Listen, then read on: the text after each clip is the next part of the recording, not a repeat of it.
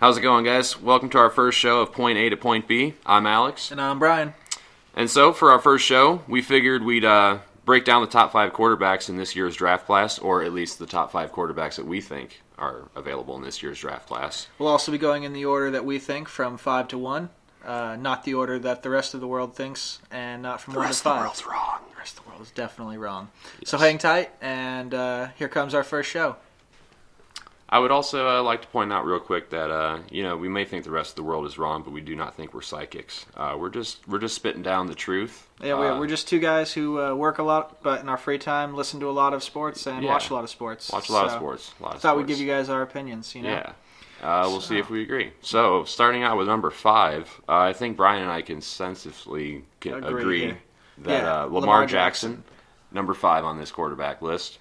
I personally think he would be a great third-round pick. Maybe a team in the first round that doesn't quite get what they're looking for, don't want to stretch and reach and take him in the first or second round. I think you could get a real Michael Vick-like player in the third round. What do you think about that, Brian?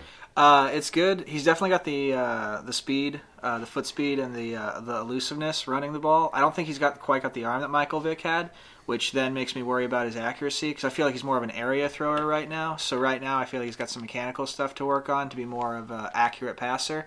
But with the athlete that he is, I'm sure that he could absolutely become a great NFL quarterback. I agree with Alex's assessment that you don't want to take him higher than the first or second round. You're definitely looking at a third or fourth round. We don't want to take him in the first or second. We want to take him way low. You're definitely looking at a third or fourth round talent right there because you're going to need to have him develop for a while and get used to the NFL style offenses and everything. Now, the question you said is arm strength.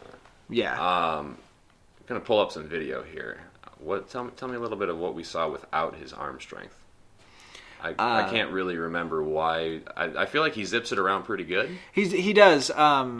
It's just It was definitely a con that we both brought up, but I'm just trying to make sure that we're right on this. We don't want to mislead people on anything, so we're just kind of shoring up some facts here, guys. Yeah, as we watch the video here, his elusiveness and escapability, without a doubt. If you guys have watched any film on Lamar Jackson and you don't see Michael Vick, I'm not sure if we're not watching the same player, I don't think, then.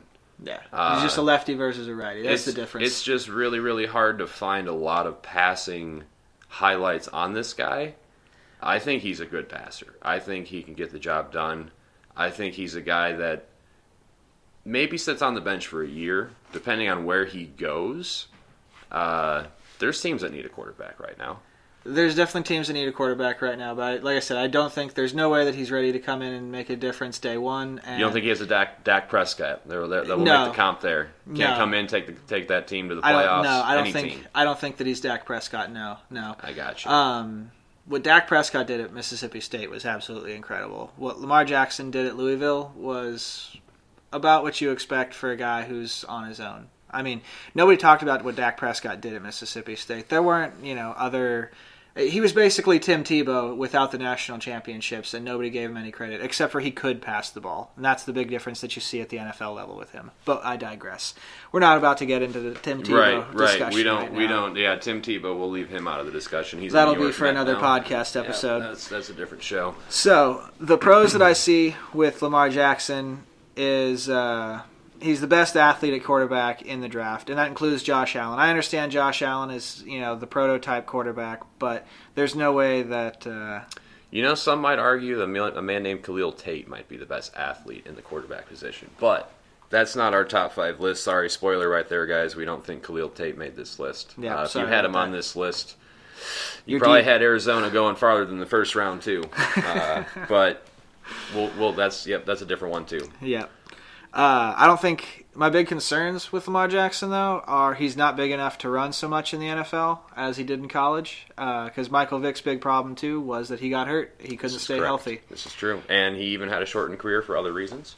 Well, and he got knocked out of the league early, so that's something to remember. That's right. He had those 2 years in prison for his dog fighting, and so, there's... his career actually seems longer than it was, but he had 2 years where he wasn't taking all of those hits. I also think that his ball security needs work because when you see him running around, you see a lot of the ball in one hand, very loose. Just kind of not worrying about people coming up and hitting you from the sides or behind, and the NFL level, those guys are faster and they will get to you and they will hit you, and you're not going to be able to just have the ball out there like that. You know, it's a big advantage for guys like Lamar Jackson coming out of the draft now compared to when Mike Vick was coming out. A lot of teams in the NFL are starting to run this option in the pros. They weren't doing that back in the day, so the translation was a lot harder for guys like Michael Vick, RG3, to come out and do that kind of thing. But now the NFL is like, okay, it works. So a lot of people would say, oh, Jackson might not be able to run as much. I understand the physical thing. But in terms of the game translating over to the pro level, there's no concerns there, I don't think, because of that reason. I think you're right, especially when you see the success that Jared Goff and Sean McVay have had, where if you actually take a quarterback from one of these college systems and you give him something that he is familiar with and you slowly groom him into the NFL system and how an NFL system would work, you can have a lot more success that way. And so I think if Lamar Jackson goes to the right place, he could be a great find. And also, let's consider he has no character issues, correct? No, none whatsoever. So, yeah, we're going with, I would not be upset with the team taking him in the second round if they're really needed a quarterback. Maybe the Colts, with those extra second-round picks, need a backup quarterback. You know, they've got Jacoby Brissett. That's true. But who knows? Bottom line, I think Lamar Jackson's a nice find for somebody. And we've got him ranked as our number 5 quarterback in the 2018 NFL Draft. All right, guys. So now we got number 5 out of the way. We're going to go on to number 4. And number 4 on our list, we've got Baker Mayfield out of Oklahoma. We have also both agreed with this slot. We think that he is great decision making, and if he gets a chance to be in a system and figure it out the way he spent time in that Oklahoma system, you'll see him make very good decisions the way he did in that Oklahoma system. That's the one thing that scouts are going to have to realize, is that this guy isn't going to be able to come in and recognize a different system right off the bat. He's been here for 4 years. He's recognized 3 years, I think. it. But yeah, 3 years? Okay. Sorry, guys. Anyways, he's been there for a long time. He's been in this offensive system for a long time. You watch his film, and he finds so many wide open passes, so many guys that there's not a defender within 10 yards, and that tells me that he knows where his guy's going to be, when his guy's going to be there, and that also gives football IQ. I mean, that takes IQ to know where a guy's going to be and what read to make. Definitely. You just have to make sure that he understands your system. Yeah. I think he's great for a West Coast offense, actually. I think he can throw on time really well. In this Oklahoma system, you saw a lot of RPOs, which obviously are popular, but what I also saw a lot of was quick timing route stuff where you had to hit your back foot and be out. Even though there wasn't a lot of drop back stuff, it was all out of shotgun. You had to know where it was. At first, I wasn't. When we first watched the film, I did not like Baker Mayfield at all. From what I saw in the regular season and then and just everything, I didn't like him. But as I watch him more, I like him more and more. Like right now, watching him another time now, he's got a nice touch. He's accurate. He's very, very accurate with his throw. He knows where to go, when to go there. You can tell he wants to know where to go, though, before the ball snaps. And that's part of him understanding the system. And you stare a guy down, you're going to get picked off every time. But right now, he can push it downfield. He doesn't have the greatest arm. He's not Josh Allen or Josh Rosen, no. I think. That's why we're not talking about them yet. Yeah. Gosh darn it, no spoilers. Sorry about that. It's all good. But anyways. I think it's pretty obvious to folks out there. Yeah, by now you should know. Yeah. But... He can run. The thing I noticed more is I think a lot of people think of him as a running quarterback, and I'm seeing the ability. I'm seeing much more of Alex Smith's escapability and speed than Russell Wilson. I know a lot of people like to compare him to Russell Wilson, and he's not that guy. He does not have the foot speed that Russell Wilson has. Lamar Jackson is looking to run. Like, he goes in that play, like that pass option, and you can see him looking to pass. Where he's going to run. Oh, Lamar where Jackson, you look yeah. at Baker Mayfield and he's looking at where the defenders are down the field where he can pass. Definitely. And then it's when he's flushed out and he feels the pressure coming from behind, he starts to take off and look to run. Yep. The only thing that I could see that windups, he's going to have to work on that a little bit. The only problem is everybody goes, oh, you're going to need to work on your windup and your follow through and blah, blah, blah. And it's just like, well, if that's what it takes for him to get the zip he needs, you can't just take it away and expect the ball to get there. Right, in the same amount of time. That's true. But I think he's another guy. A lot of people want him to go in the first round. Maybe and he probably will. He probably will. They're going to rush him, just like they like to rush people with a lot of different sports. Especially in the NFL with quarterbacks. Yep, when someone needs one, if you're taking in the first round, you're starting that first year usually. So, but that's the way that's going to go. I think he's more of a middle of the first round. A team that has a quarterback that's good enough to maybe bridge him for a year. I know I keep saying Alex Smith, but maybe a Pat Mahomes situation where you want to have somebody for him to sit behind for a year. Right, and folks, we're not comparing Pat Mahomes' talent to Baker Mayfield, because what we've heard from Chiefs headquarters, not that we know anybody there, but what we've heard is that Patrick Mahomes is about to set the league on fire, and I'm pretty excited to see that with Tyreek Hill and Kareem Hunt. And the newly added Sammy Watkins. But we're getting away from the subject here. Yeah. That's another one. Yeah. So, to end it in summary here, we think that Baker is a good quarterback, and we think that his size won't be a problem like a lot of people think. A lot of people have said that, obviously, but he's actually closer to 6'1" than he is to 6 foot, and I think that's tall enough in the NFL with the good decision making and the diagnosing the plays at the line of scrimmage that he'll be able to do. The big thing is you got to give him time to grow into that system wherever he gets drafted, because all of that timing and stuff like that, he needs that. He needs to be able to have that stuff. So, yep, middle of the first round is where we have him. Maybe the end of the first round, but we think he's going to go in the top 10 for some reason. Yeah. But that's our take on Baker Mayfield. We think he's the fourth best quarterback in the draft of 2018. And I think, just to wrap this up real quick, a perfect landing spot, or two potentially perfect landing spots for him, would be somewhere at 11 with Miami, where you have Ryan Tannehill.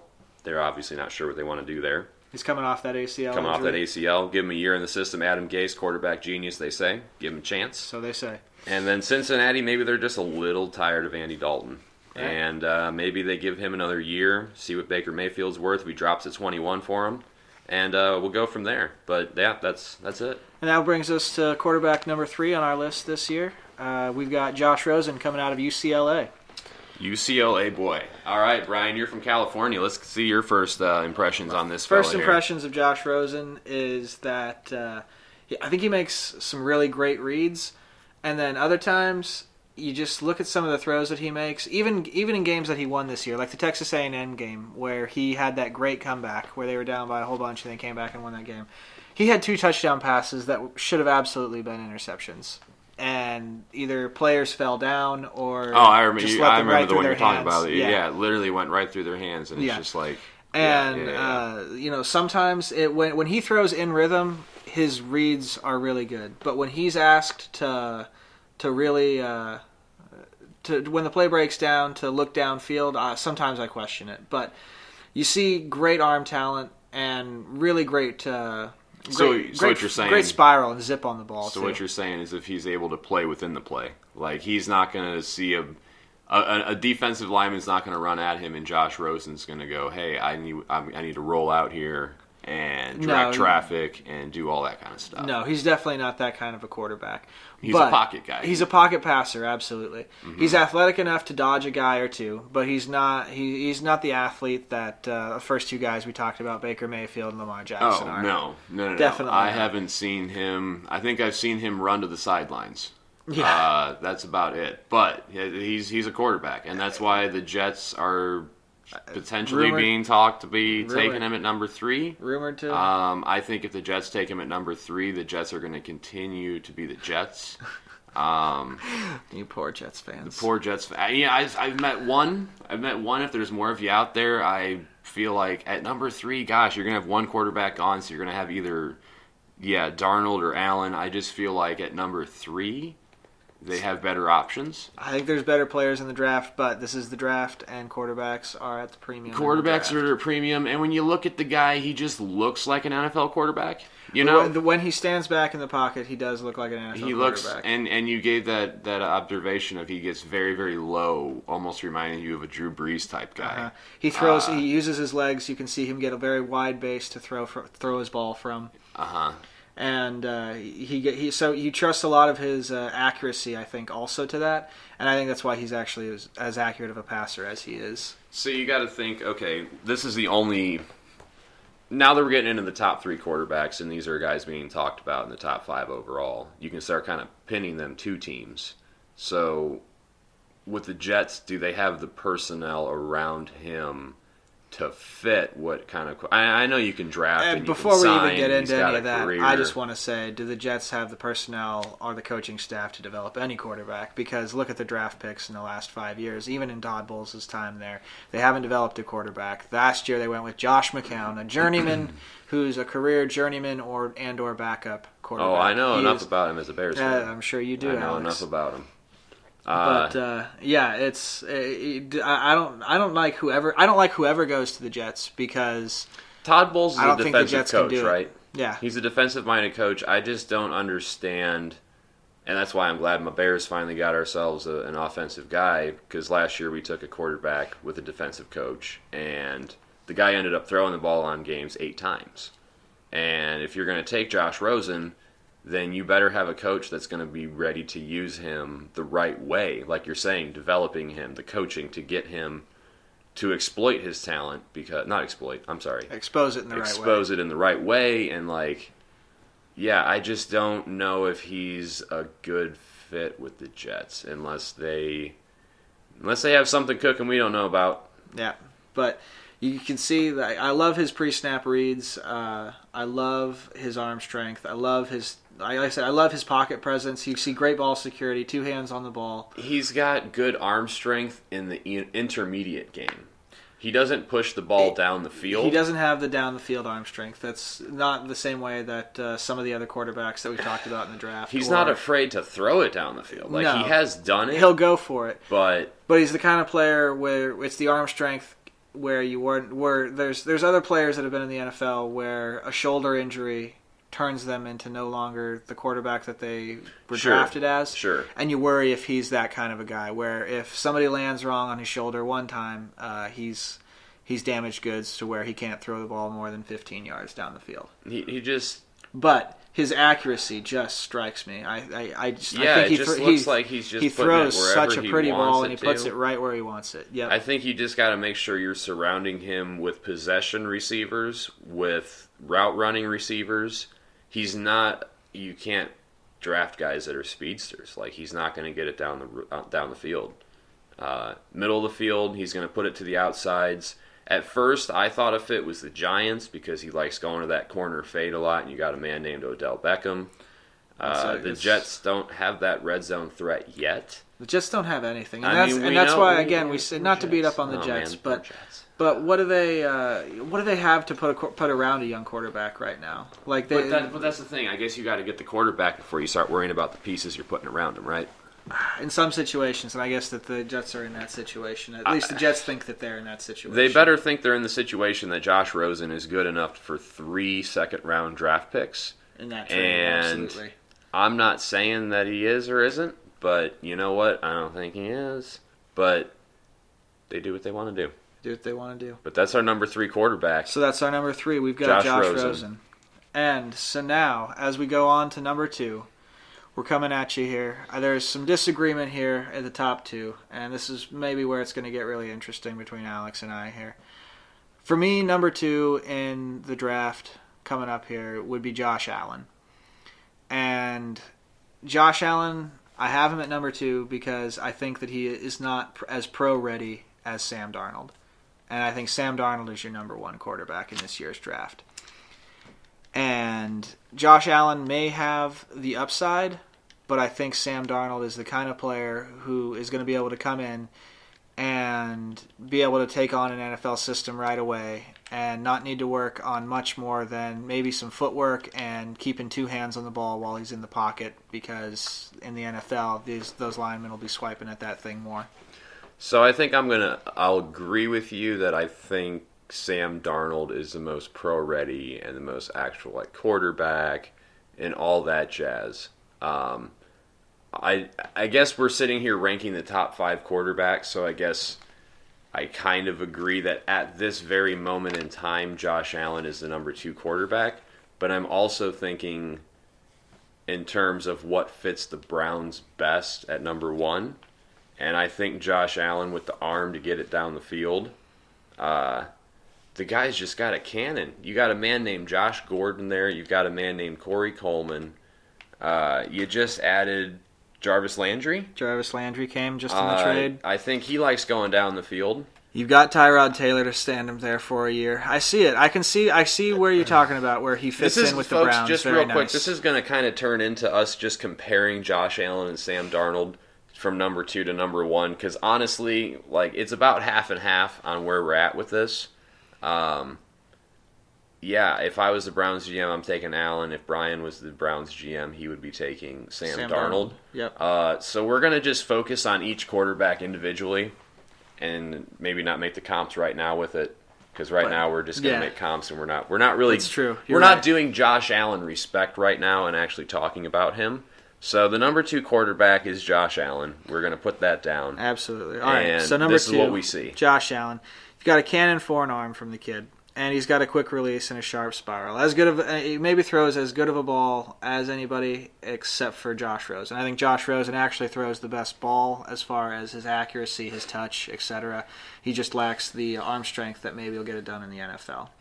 But Josh Allen does not lack for arm strength, folks. No. So I see a lengthy release when we look at him, but I feel like his arm strength and the way he gets it there, it doesn't matter if a guy knows where he's going sometimes. He's going to be able to put that thing wherever the hell he wants to put that thing because of his arm strength. He's definitely got a gunslinger's mentality, and he's a lot more mobile and athletic for 6'5", 6'6", than a lot of other guys his size that you'd say you see in the NFL or try to come into the NFL, like a Brock Osweiler or somebody like that. He's not Brock Osweiler. No, he is a lot more. He is way much more athletic than Brock Osweiler. And the other thing you like to see, he directs traffic well. He does. He's not just rolling out. He's looking down the field the whole time.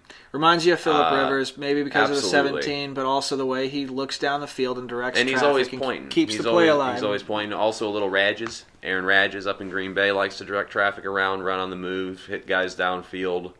I see a little Big Ben in him, which also makes me want the Cleveland Browns to take him, because you got a man named Todd Haley there now, and he just coached Big Ben for a few years. Yep. And you've got Hugh Jackson there already as the coach, and the only thing Hugh Jackson reportedly ever was good at was quarterbacks. He's maybe not that great of a head coach considering he's 1-31 in the last couple of years, but he should be able to develop a quarterback if they get him with the number 1 overall pick, rather than waiting and taking somebody in the 17th pick or something like that with Deshaun Kaiser.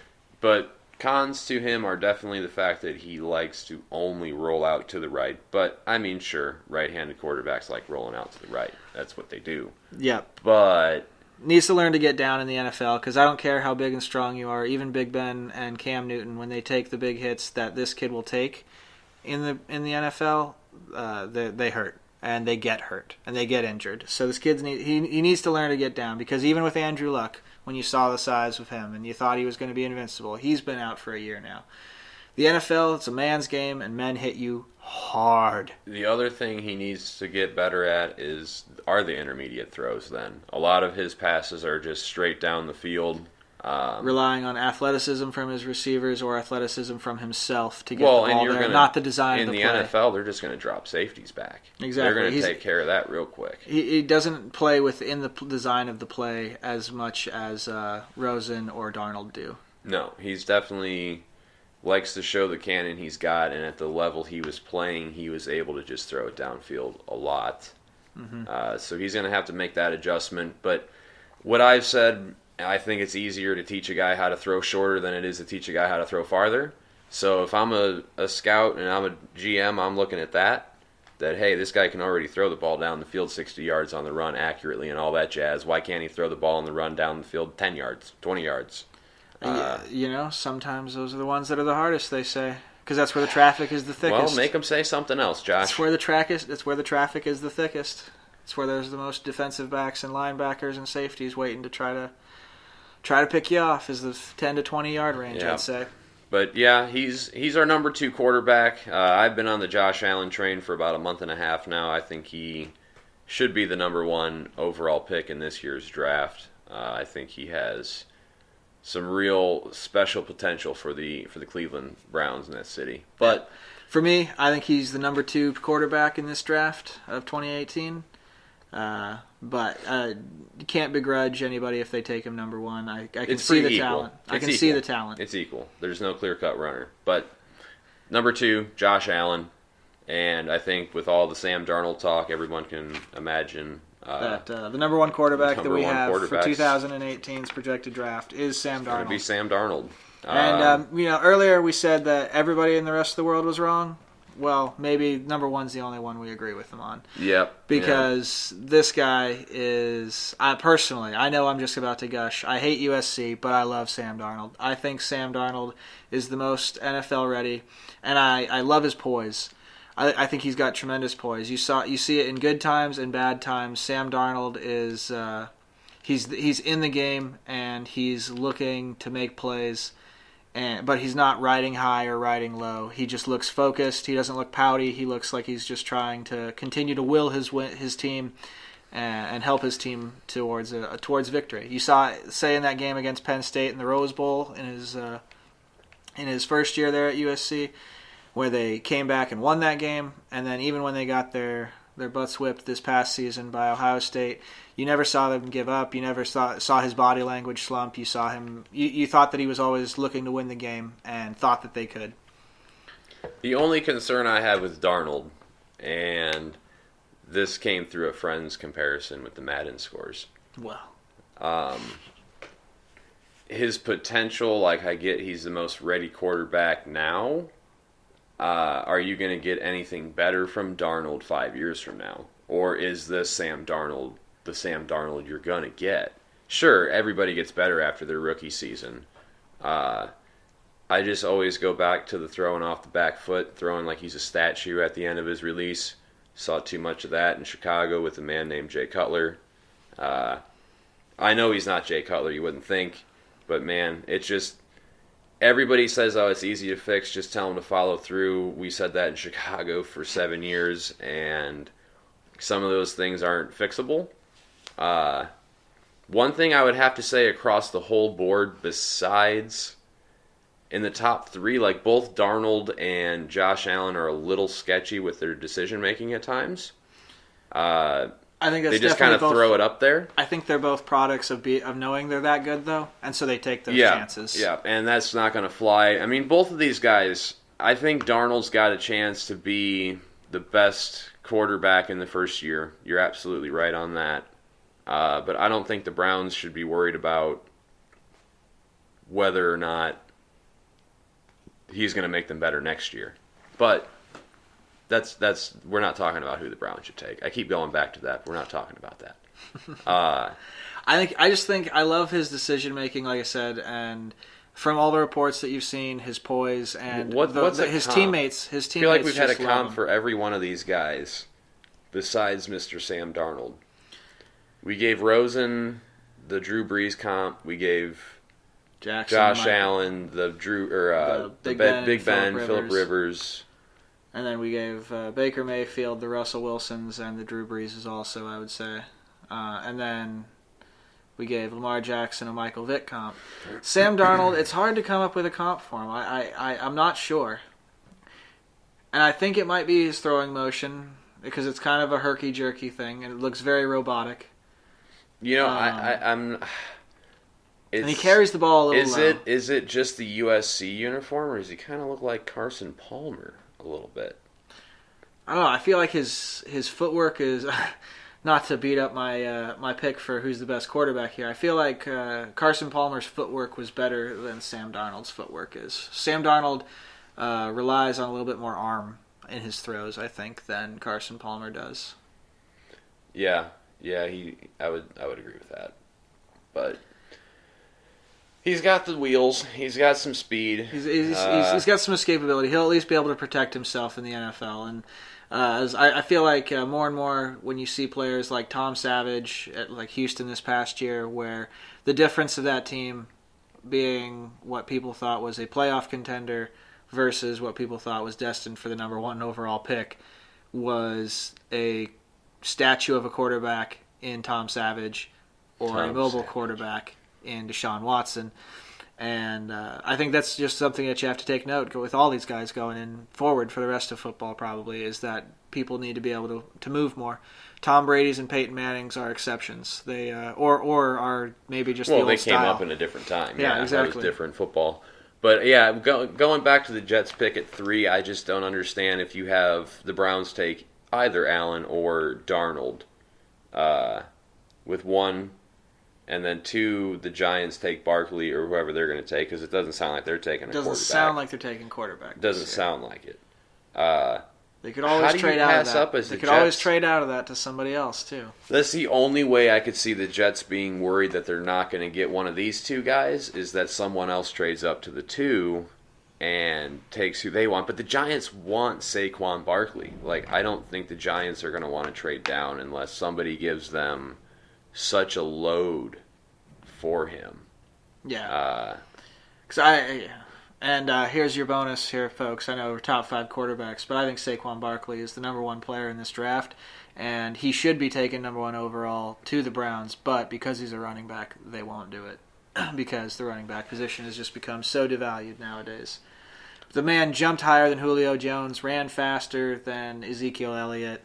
He's Saquon Barkley number 1, folks. But let's not digress there. Yeah, the Browns would be in a pretty situation with that one, with him and Duke Johnson. Yeah. They had Tyrod Taylor. But yeah, we could have a whole show about the Cleveland Browns. Don't know why. They're such an intriguing team, I guess because they went 0-16, but probably because they went 1-31. Yeah, it's just they're getting some talent there finally. They're the Browns. They're the Browns. They're the Browns. But to wrap up here, our top 5 quarterbacks. We've got Sam Darnold 1, Josh Allen 2, with his potential possibly to be the highest of them overall. Then we've got Josh Rosen 3, Baker Mayfield at number 4, and Lamar Jackson at number 5. So that's our top 5 drafts, or top 5 quarterbacks for the 2018 NFL Draft. It's going to wrap up our first show. Thanks for listening, guys. If you have any comments or suggestions or disagree or whatevers, we always like hearing from other peeps. Yeah, so go ahead and put hit some us stuff up in the comments. And we'll talk to you later. Have a great rest of your first day of spring.